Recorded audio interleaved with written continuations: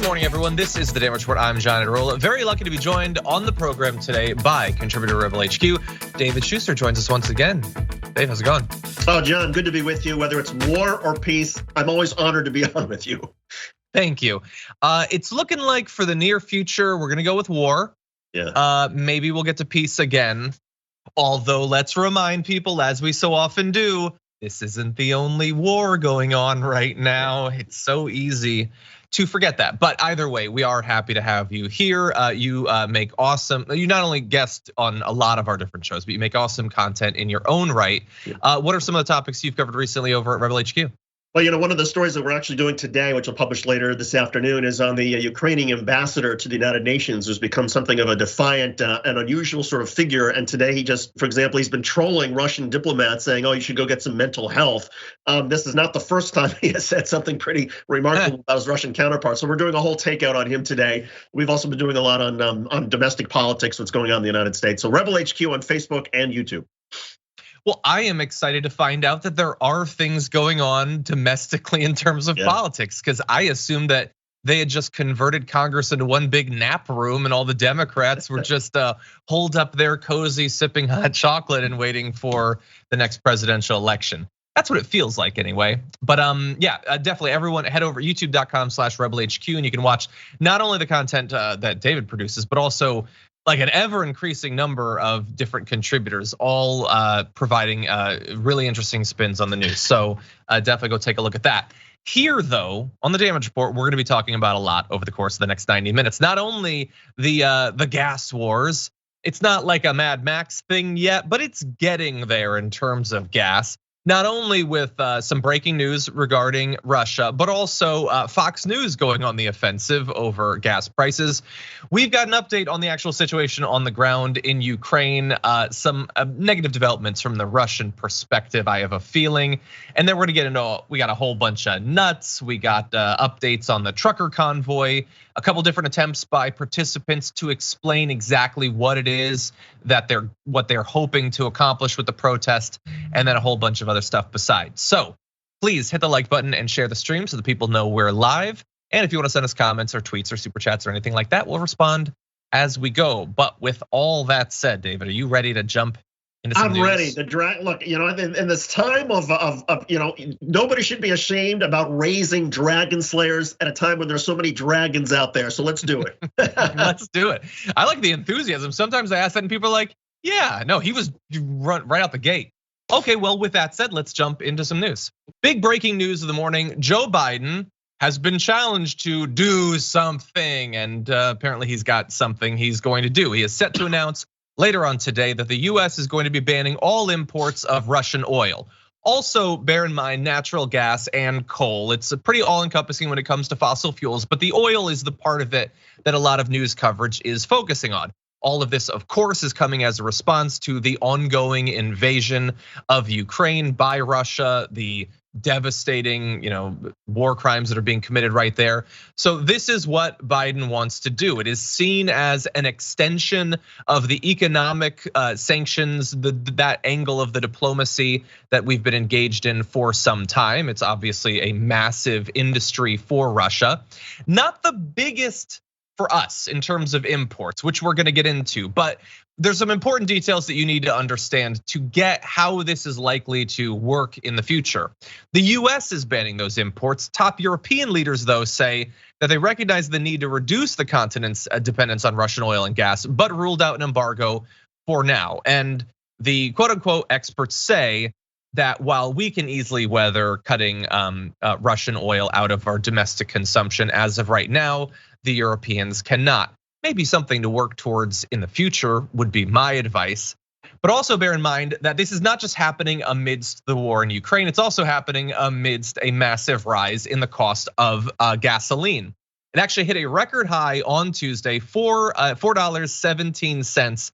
That is not, by the way, adjusted for inflation. Technically, if you adjust it for inflation, July 2008 had almost $5.50 a gallon gas nationally. So these are the two big aspects on this, and there's so many other angles. But David, I'm very curious what you think about Biden's move here.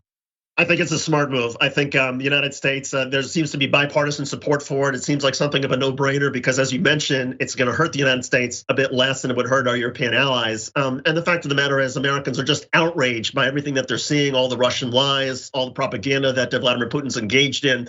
Americans are increasingly infuriated. And I think most Americans would say, if I have to pay a little bit more at the gas pump right now in order to support US policy towards Ukraine, I'll do it. The one fear that I have is that I don't think a lot of these gas and energy companies are the best, most honest sort of brokers. And I fear that a lot of them are going to price gouge. They love the fact that oil prices are going up and that they will take even greater profits at a time of reduced oil supply. And so I wish that our administration, the US government, was spending as much time focused on US energy companies and making sure they don't price gouge.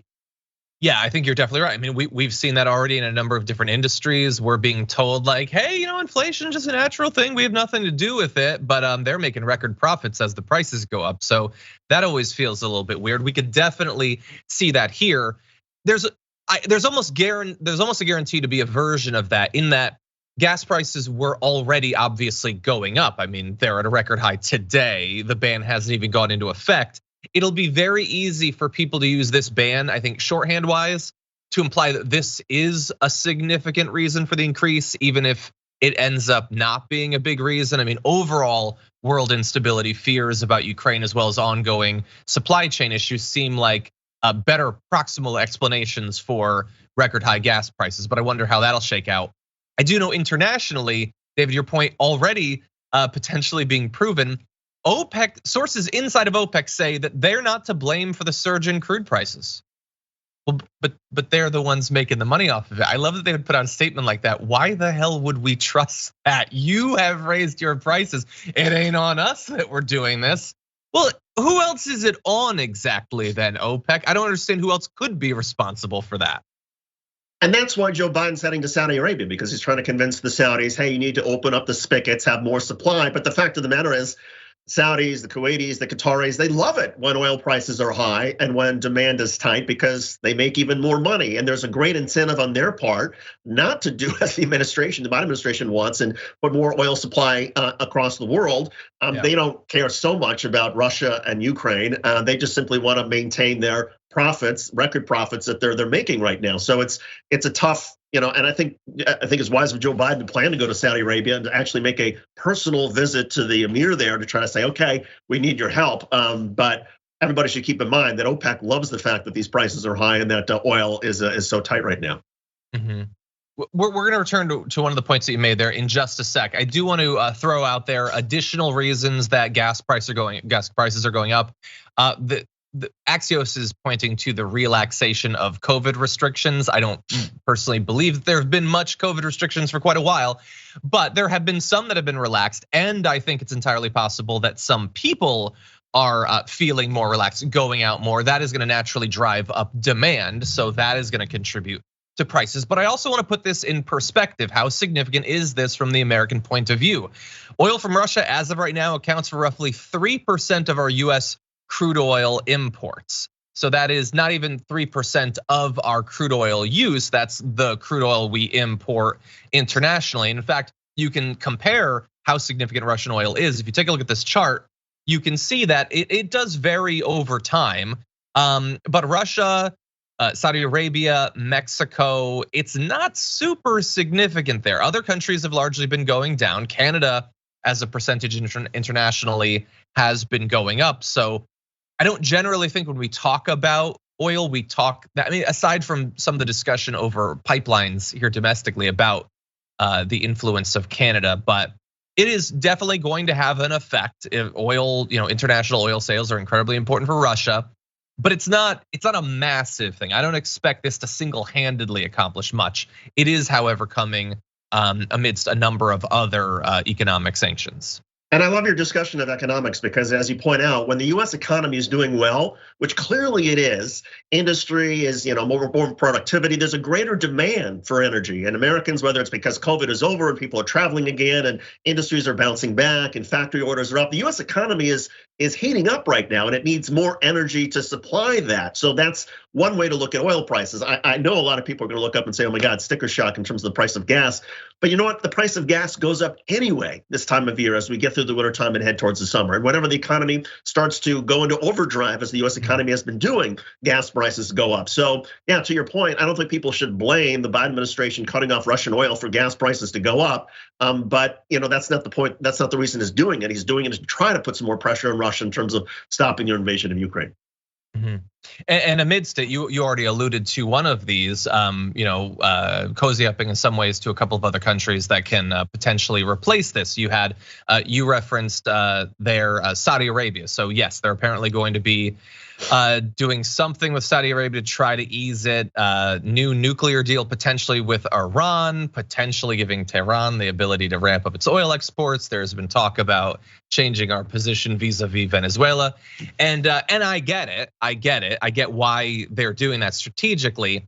I would like to just point out, as we have many times, like if the whole issue is that the world is experiencing chaos due to this authoritarian leader invading another country, committing these atrocities against civilians. We have come together as a world against this, and we are gonna stand against it. And then we're gonna go and hang out with Saudi Arabia, who is prosecuting an absolutely barbaric war as we speak on Yemen.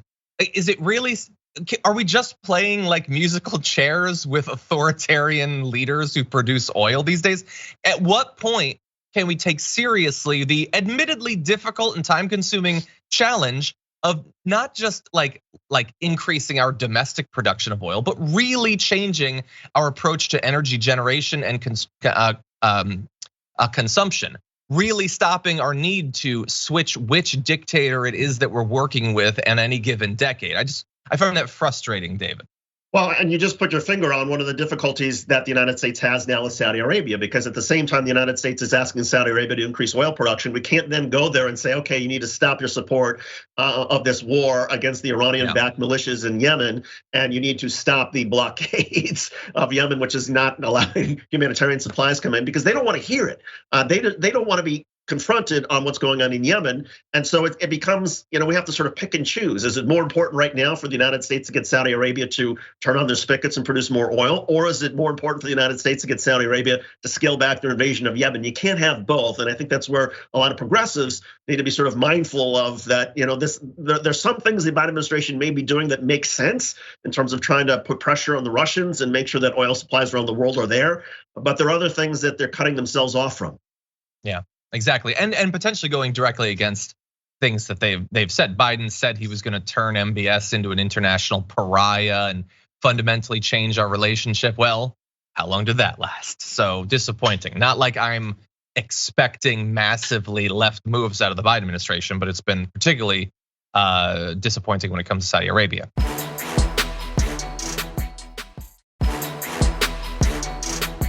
So I want to jump now to the domestic fight over this topic as we launch into this video. Do everything that you can to reduce the impact that high gas prices have on Americans.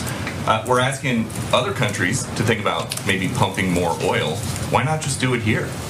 Well, to be very clear, federal policies are not limiting the supplies of oil and gas. Let me finish.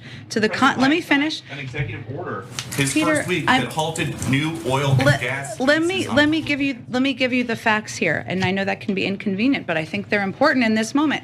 To the contrary, we have been clear that in the short term, supply must keep up with the demand.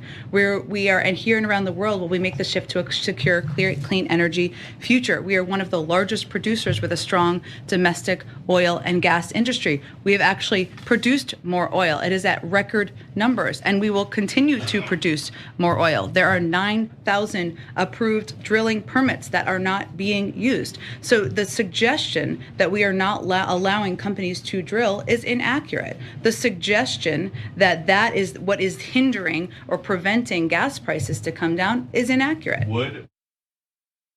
So that is Jen Psaki and Peter Doocy, who basically go at it for like 10 minutes straight every single day. That's basically how it works.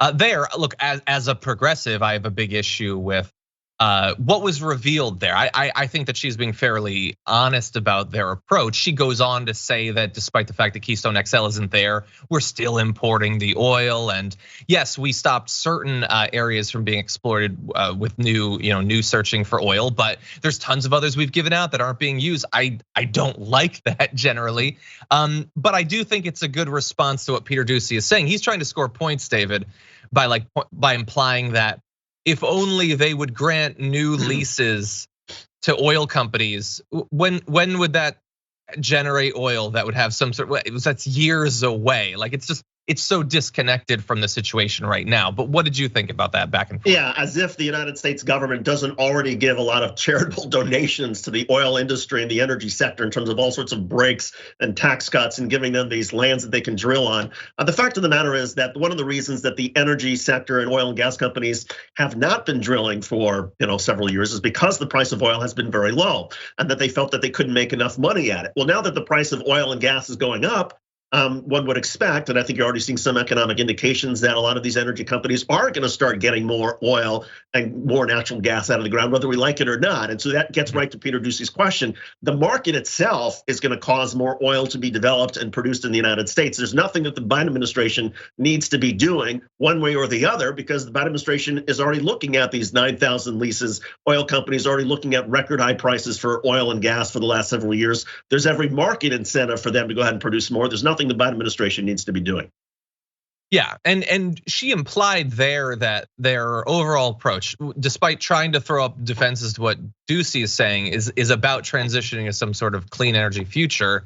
I'm not seeing a ton in that area. I know that during the State of the Union, he was talking about his EV charger network expansion, that sort of thing. But it still does very much seem, based on what she is seeing there, that they see the short and medium term, perhaps long term, being very heavily coated in oil at this point, which I find to be a little bit frustrating. I get that they're under the gun right now on this topic, particularly because, man, Fox has been trying I don't know if anyone here watches Fox. They have been focusing with like laser precision on this. Take a look at this tweet from Justin Baragona. They keep coming back in segment after segment, show after show, to the fact that at this one gas station, which I don't think technically is in Beverly Hills, I think it's like 1.5 miles east of Beverly Hills, has something like the most expensive gas in America. Now, there it's like $7 a gallon. And some people, I've seen comments saying that they have found places where it's that much. The average cost of like gas is a little bit more than half that. So, but of course, they're gonna focus on the most extreme outlier there. And I do think that for some of their fans, it's going to, even if it's not reflective of the price that they're paying for gas, they want to believe the worst about Biden. They want to believe that when Democrats are in charge, the price of gas is somehow the sole responsibility of the president. They never carry that over into Republican administrations. So this is Fox apparently thinks that this is going to be a successful avenue for attack. And it may be, but they will of course never point out that actually the fuel efficiency that the customers at that gas station have is light years better than it was 15 or 20 years ago because of Democratic administrations that require the automobile sector to make cars more fuel efficient. And that's one reason why if you look at what Americans are spending on gas now compared to 15 or 20 years ago, we're actually all doing better. But you'll never hear that on Fox News because they simply want that one bumper sticker issue of higher gas prices, Joe Biden's responsible, even though at the same time, in the other breath, you hear some Fox people saying, well, we need to be doing more to help the Ukrainians. Well, this is something that the Biden administration has chosen to do. So either get on board and support the Biden administration, in which oil prices may be a little bit tighter because of the Russian supply being cut off, but you can't at the same time then blame the Biden administration and say, oh, look at this, gas prices are higher at this one station. And I mean, it's nonsensical.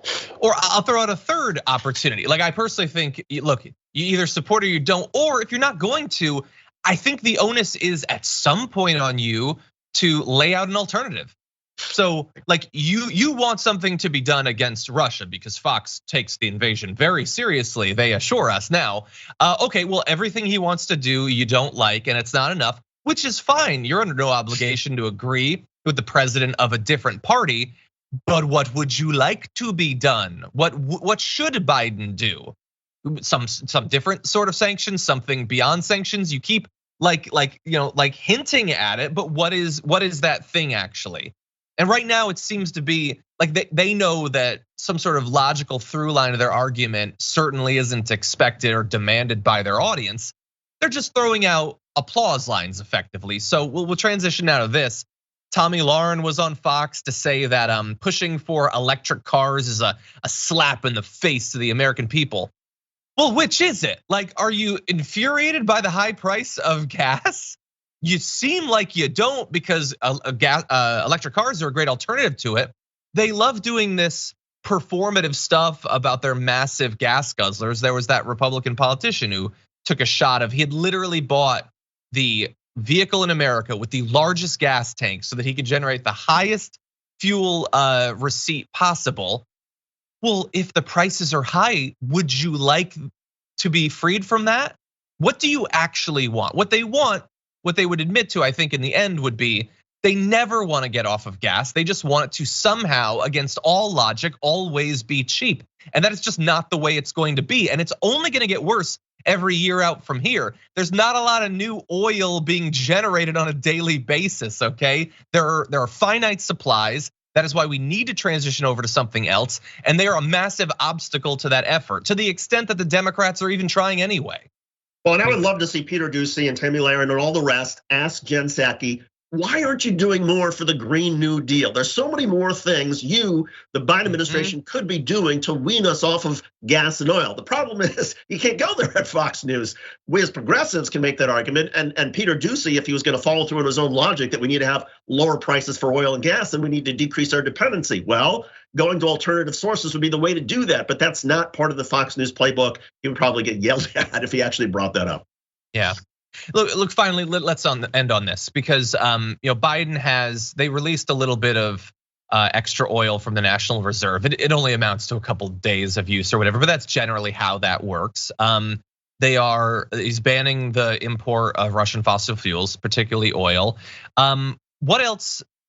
Is there anything else short term or even medium term? Because even if we got him super on board with the Green New Deal and all that, or massive new subsidies for electric cars, none of that is a short term solution. Is there anything else that you think he can be doing, or is this really going to come down to the way that he communicates about this issue until some of the more systemic influences on the price of gas that we've been talking about naturally move in the opposite direction? Yeah, John, unfortunately, I think it's the latter, because I think there is so much stuff that is baked in that's going to take some time. There's nothing I think the Biden administration can really do in the short term to lower gas prices, to bring prices at the pump down. There's some economic factors that I think are in place over the long term that'll help. But I think the only thing the Biden administration could do is to show some sympathy and solidarity in how they communicate, and to have the president say, look, I get that people don't like paying high prices at the pump. And I get that everybody wants gas prices to come down, and they will. And oh, by the way, we're also going to help the Ukrainians in the war against Russia. So I think he can do it all, but the key for Joe Biden is to the communication that you were alluding to. He needs to, I think, show some sympathy and empathy for Americans who don't understand this.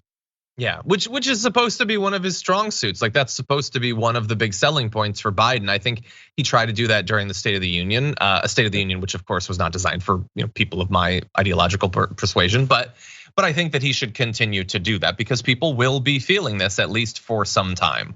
And also, like, I would just say, if anyone from the Biden administration is listening, and especially if you care about this, the people watching, like, in the same way that the war can be a wake-up call to the way that we view other conflicts, and that I would hope we come out of this with a different understanding of our obligation to international refugees, how tolerant we should be of warmongering dictators. Can we come away from this situation in regard to energy production with slightly more like a fire in our pants or whatever, to do something about this, to get off of oil, to make the infrastructure available for electric cars, but also revamping, the buildings, those sorts of, like, can we do that? Can we have a moment where we take this seriously? I would love to see, I know that they're trying, but I would love to see some environmental organizations really using this time right now, strike while the iron is hot, get people to accept that maybe higher fuel efficiency and alternative fuel vehicles would be a good idea. And it's also our patriotic duty to aim for that, right? Just as in World War II, people had to ration all sorts of goods, and people felt look, it's inconvenient, but I'm contributing to the war effort. You are contributing to the war effort now. If you can figure out ways to become more fuel efficient, if we as a society can figure out ways to wean ourselves off of fossil fuels, that helps us. That helps our foreign policy. And so to the extent that people can look at, hey, I'm doing something to actually help the Ukrainians, even if it feels like I'm paying more at the pump, I think that's a win for the Biden administration, but it's a challenge to frame it that way. Yeah, a challenge that hopefully they're taking seriously. Yep. Well, with that said, we are going to go into our first break. When we come back, we're going to give you an update on the situation on the ground in Ukraine. Some bad signs for Russia. We'll break that down after this.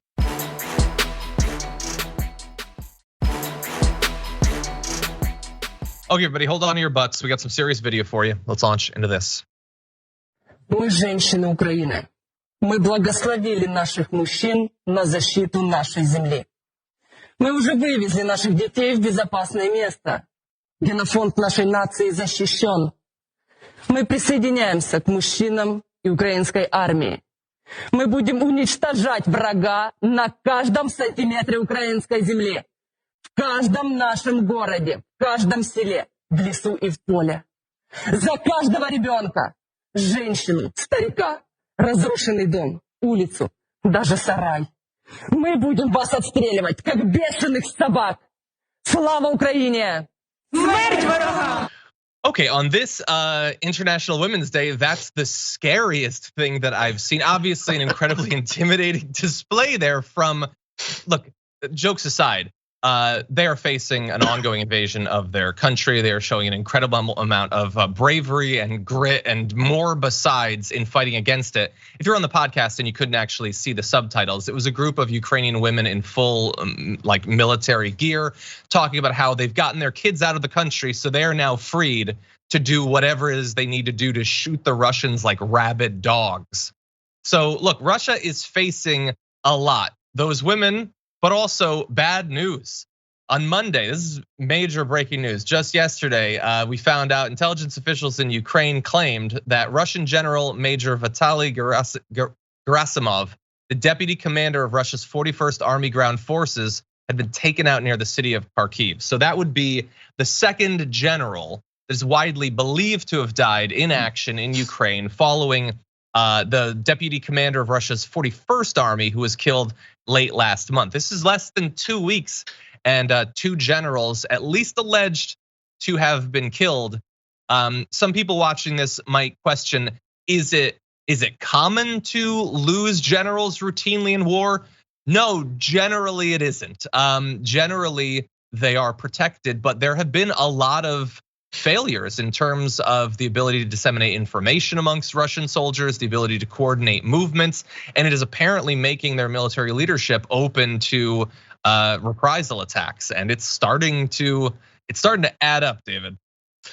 It is, and look, by all accounts, Russian troops are facing a quagmire now. They're gonna have a very difficult time actually taking control of major cities in Ukraine. And even if they somehow occupy more territory, the idea that they can battle the insurgency of those Russian women and others who are gonna be constantly taking shots at them and Molotov cocktails and the rest, it's gonna be really brutal for the Russians. And I don't think they have the numbers, according to most military analysts, to be able to take control of Ukraine. The fear that I have, and the fear that I know so many people at the CIA and the National Security Agency and so many think tanks and perhaps even the Biden administration, a lot of people are losing sleep over the possibility, well, at what point, if Vladimir Putin feels like he's not making progress with his troops, does he then escalate the use of weapons? And does Vladimir Putin say, okay, now I'm gonna use a tactical nuclear weapon on those supply lines in Western Ukraine or on a city like Kyiv and force a surrender by annihilating hundreds of thousands of people and saying, okay, it's time for you to do what the Japanese did at the end of World War II. What would the United States, what would NATO do at that point? And I'm not sure there's really anything we could do, but that nightmare scenario, as Putin sees that his troops are getting bogged down, I think it becomes more frightening and perhaps even more realistic. That is certainly terrifying. You raise, let's pause for a second on the question that you raised. What exactly would the US or NATO do in response to that? I mean, it has obviously been a great many decades since the world has had to contend with a world power that felt free to use nuclear weapons. That was us, by the way, in case you don't know. If I find it to be, it is so shocking in its implications that I can't even grapple with the possibility. But if they were to do that, I mean, the idea is that if you use nuclear weapons, you would incur the nuclear retaliation of other countries. However, if they were to do that to one city or to supply lines or as a demonstration, would the US or any other nuclear armed NATO powers want to risk further escalation? I mean, it's crazy to even think about escalation beyond the even solitary use of nuclear weapons. But yeah, I can only say that I hope, David, that we don't move into that territory, because God only knows what would happen. My gut says that there would be very significant reprisals, but not nuclear. I don't think that they would want to see another city bombed. It's scary stuff.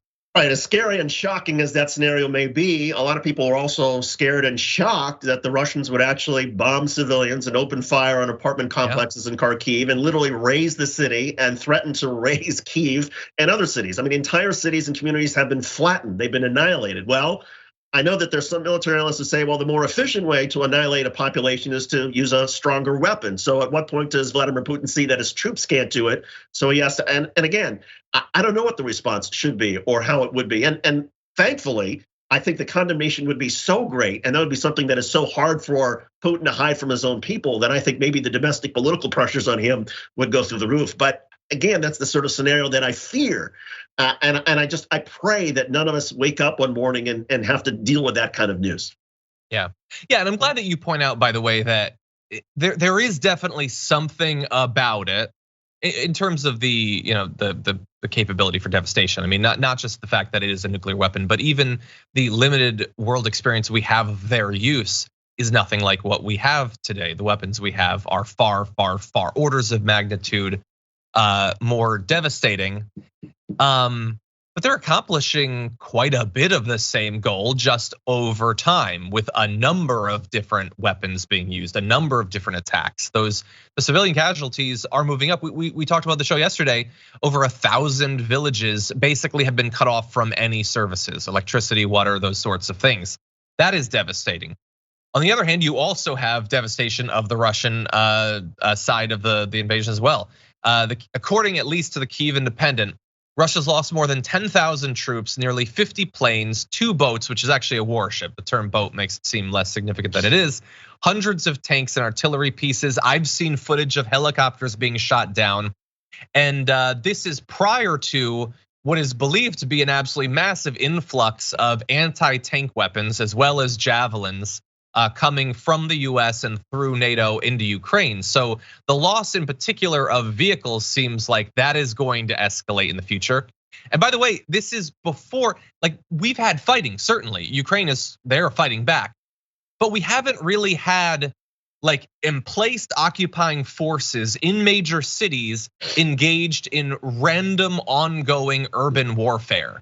That is what is perceived, predicted to be what could be the most devastating, and that hasn't even really happened yet. What do you think? Yeah, the urban warfare where you really put your troops in danger. We may still be several days or several weeks away from it, but to put that perspective, that number perspective of 10,000 Russian troops, I mean, the Russians, if that's true, they've lost twice as many troops in 2 weeks as the United States lost in terms of soldiers in Afghanistan in 20 years.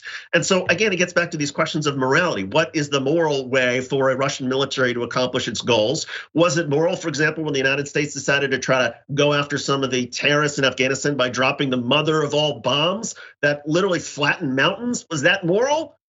I mean, I don't know. And again, you worry about, well, what are the Russians going to do as it becomes increasingly clear that their military is bogged down, that they're stuck in the mud, that they're being picked off, that their generals are dying. What does that do to Vladimir Putin, who was, I think, insane to begin with, to launch this invasion? And it's just, it's frightening on so many levels.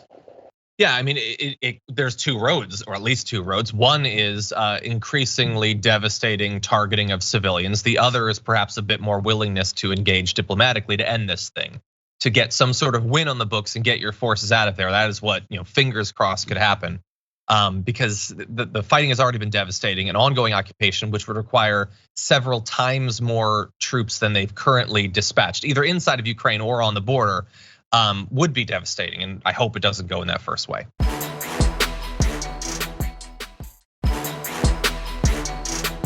Город-герой Ленинград. Город, который не покорился и победил. Город, которому не стыдно. В Великую Отечественную более 800 тысяч ленинградцев. So what you're seeing right there is a video of a group of Russian nationalists. That video popped up in the last week, and notably you can see on their little uniform a big Z. And this Z has been popping up in a number of different places.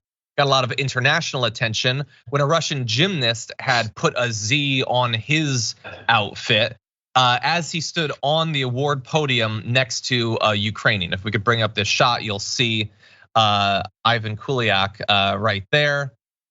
You can probably make out the little white Z, now facing a lengthy ban for wearing that symbol. But by the way, you've seen it. If we jump ahead to this next shot, you're gonna see a group of Serbian ultranationalists in Belgrade who support the invasion, holding up signs that apparently had been mass produced with the Z. You can see it on cars inside of Russia, people putting it, on their cars. You can look at this. This is I believe it's a funeral service van who has the Z. And of course, most notably, basically all of the tanks and APCs and other vehicles moving in during the invasion. So what is this about? Well, the letter itself does not actually exist in the Cyrillic alphabet, the alphabet that Russia uses, but it's regarded as particularly incendiary because it's been put on those vehicles. The theory, sometimes these things take on a life of their own. Simply people seeing it, they don't necessarily understand why it is that they're using a term, they just use it. I would point you towards "Let's Go Brandon." Whatever the initial thought was, many people just mindlessly use it afterward, but it is believed that it could be a reference to the Russian phrase that would mean "for victory" or for West, since the invasion was happening towards the West into Ukraine. That is according to Kamil Galiv. But in any event, you are seeing it popping up in mass once again. It had previously appeared way back in 2014 on vehicles that were involved in the invasion of Crimea at that time. There are some other symbols that you might see as well. A circle with 3 dots inside, a large triangle with a smaller triangle inside.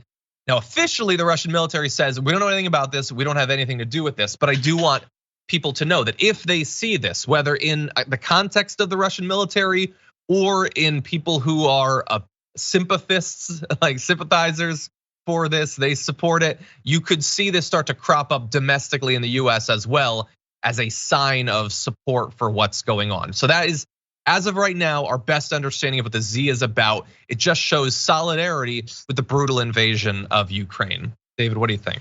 I think it's a lot like it's becoming what the swastika was in World War II. The swastika didn't have the association until Nazi Germany sort of embraced it, and they took it and appropriated that to sort of essentially stand for terror and violence and killing of innocent people. And I think that's where this Z is going as well, that in pop culture, modern culture, we will start to see this Z as something akin to the swastika, which is unfortunate for all of us who have, I don't know, like my kid is named Zeke. And I like making a Z in his Play-Doh. What does that mean that I'm now a Russian sympathizer if one of the neighbors comes over?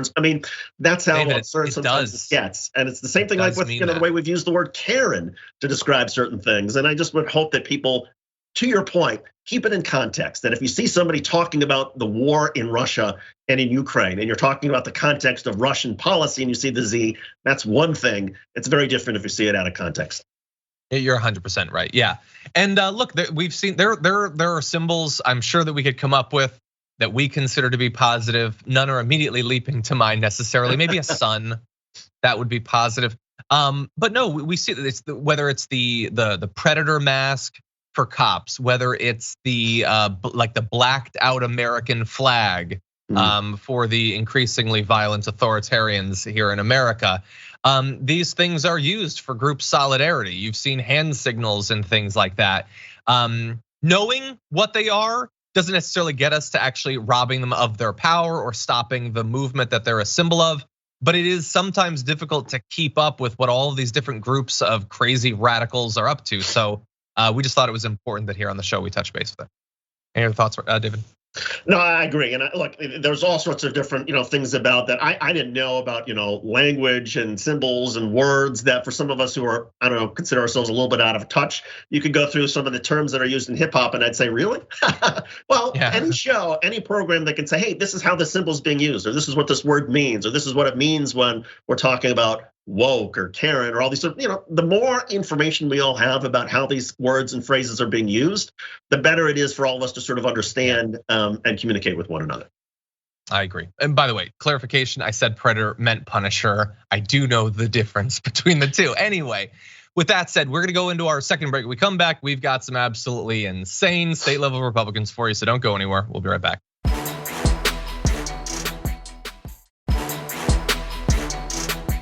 3 daughters, and I tell my daughters, well, if rape is inevitable, you should just lie back and enjoy it. So that's not how we roll. That's not how I won this election. Okay, everybody, time to meet Robert Regan. As you can tell from that video, not a great guy. He's talking there about not backing down from their conspiracy theory that the 2020 election was stolen from Donald Trump. And he decided that casually throwing in, there he is right there, Robert Regan, casually throwing a reference to the fact that women should just try to enjoy their sexual assault seems crazy to even think of, let alone to say on a video chat with women. David, this guy just won a Michigan State House seat primary, special primary election for the 74th House District in Michigan. He is going to have some political power in theory. He could if he wins, right? And he now has to get past the Democrat in the general election, and maybe this becomes a seat that Democrats can pick up. And this gets right to, look, this guy's a lunatic. And it's not just the stuff about enjoying if you're getting raped. I think he's also dismissed the idea that COVID is a real thing. He thinks that the vaccine is, to control you. So this guy's way out there in a very disgusting way. But it gets to this idea that Democrats may get helped in some of these, whether it's state house races or congressional races, by the Republican candidates who win these primaries. And to the extent that there is a nutcase like this guy who wins the Republican primary, and he has, all of a sudden that race in the state legislature becomes far more competitive and a greater chance of a Democratic pickup just because of how evil and crazy this guy is. So that's another reason to pay attention to local political races. Yeah. You're right, and I hope that that's the effect. Maybe we can talk about that a little bit more later on. Of course, it's like in one direction they are fielding crazier and crazier candidates. They're also gerrymandering the hell out of the country and passing laws to make it harder to vote. So that might ease the path a little bit for some of their crazies. But as you pointed out, he is insane. Some conservative groups have even condemned him for his recent comments, saying that not only his casual joke about liking sexual assault, but also the Russian invasion of Ukraine, they called it despicable, disqualifying, saying that he is unworthy to serve in the Michigan legislature. One would think, I don't know, Marjorie Greene is a congresswoman and she believes in Jewish space lasers, so God only knows. Here's a few of the other things he's said online. Feminism is only applied against white men because it has absolutely nothing to do with protecting women as a sex or defending the feelings of individual women. It is a Jewish program to degrade and subjugate white men. Okay, the right supposedly takes anti-Semitism seriously. We'll see.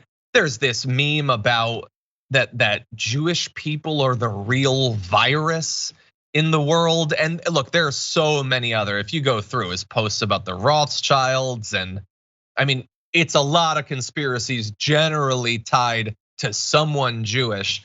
And he won the primary. It is amazing what you can get away with right now on the right, David. And it gets to, I mean, there have been a number of books and articles that are being written about what's happening in Ohio and Wisconsin and Michigan because of the gerrymandering. People are trying to be like Marjorie Taylor Greene and Lauren Boebert and Donald Trump because they feel like, oh, that's what they aspire to. And as a result, because a lot of these candidates at the local level are not facing competitive races, they can be as crazy as they want, and their Republican conservative district is not going to hold them to account. And in many cases, I would imagine if you polled most voters in Michigan in this particular district, they probably didn't know most of the stuff about them. Well, now they're going to find out. But again, we have an institutional flaw in the way our politics is set up, particularly among conservatives right now, where they don't face the kind of competition, the kind of scrubbing that they should be facing before a primary. And as a result, you get lunatic anti-Semites like this who actually are on the ballot for the general election. Yeah, well, I mean, these sorts of crazy, maybe not him. Maybe he'll be too much, but the people, the new candidates who are patterning themselves after like the Boeberts and the Gateses and the Greens and the Cawthorns can probably raise money. They'll get endorsements from people like Trump. They can appear on right-wing media. Whatever obstacles the establishment could throw up on the right, if they wanted to, and they don't even necessarily generally seem willing to, I feel like there's a lot more like ways around those obstacles for truly crazy candidates at this point. Yeah, it's almost like there's an incentive out there. The crazier things you say, the more media attention you may get, the more higher profile your media profile, because people are curious. They're going to want to interview this guy. Did you really say it? Did you really mean it? And again, there's this sort of built-in, baked-in incentive to have people saying more and more extreme things, particularly in districts that are all conservative or all Republican, because that's how you break ahead. That's how you set yourself apart. And we haven't yet figured out in America yet, in these particular districts, how do we still hold people to account? How do we make them have some shame when the political system won't give that any of them? Seems like a good time to figure it out. Well, we are rapidly running out of hours, so let's jump into our last topic with this video. Really concerned about right now? I don't want them to digitize us. You don't want them what? To digitize us. I don't want to take medicine that'll hurt people. What was the word you used though? I haven't heard that. Digital. Digital? And what does that mean? They're trying to make us robots. They're trying to make it where we have no choice and nothing, to where they can control us from what they put in our bodies. And eventually we'll actually be robots? According to what they're saying, not robots, but according to what they've already got a full man-made working female robot. So it is time to check in on the convoy protest. It's a great video there by the Good Liars, who you should follow on TikTok, who have been going and trying to suss out from individuals involved in the protest what exactly it's about. That woman is saying she doesn't want to be digitized or turned into a robot in some form.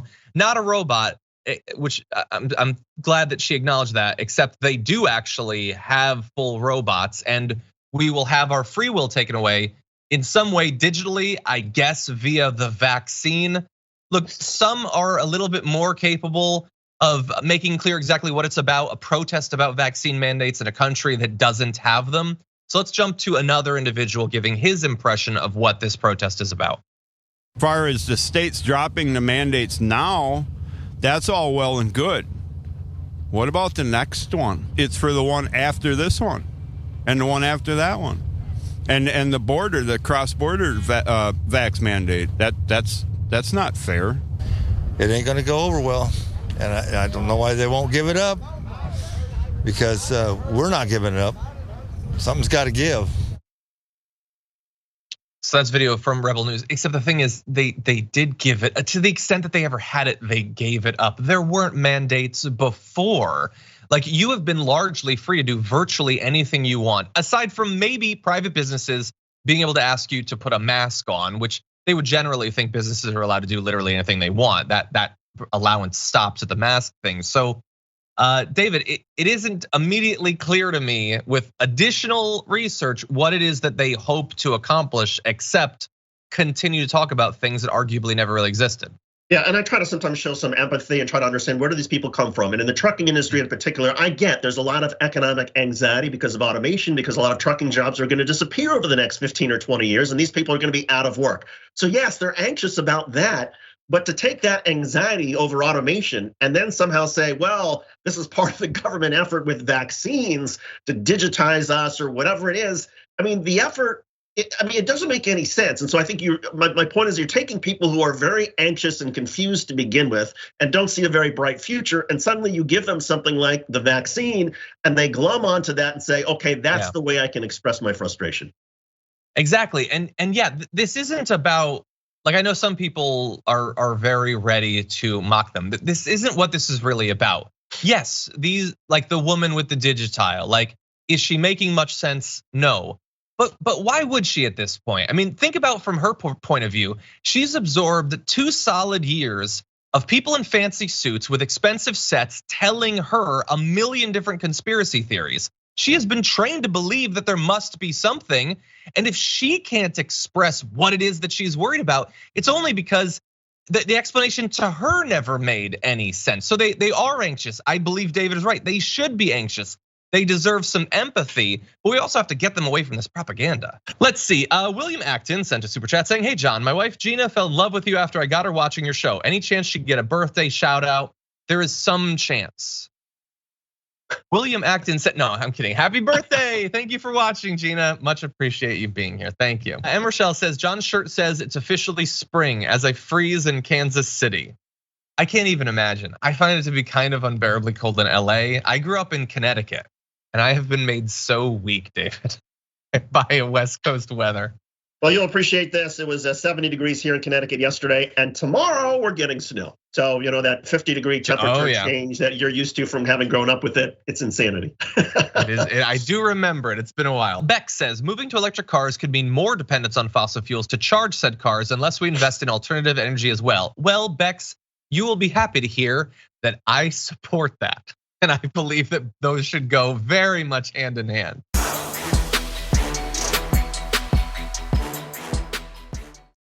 Thanks for listening to the full episode of The Damage Report. Support our work, listen ad-free, access members-only bonus content, and more by subscribing to Apple Podcasts at apple.co/TYT. I'm your host, John Adarola. I'll see you soon.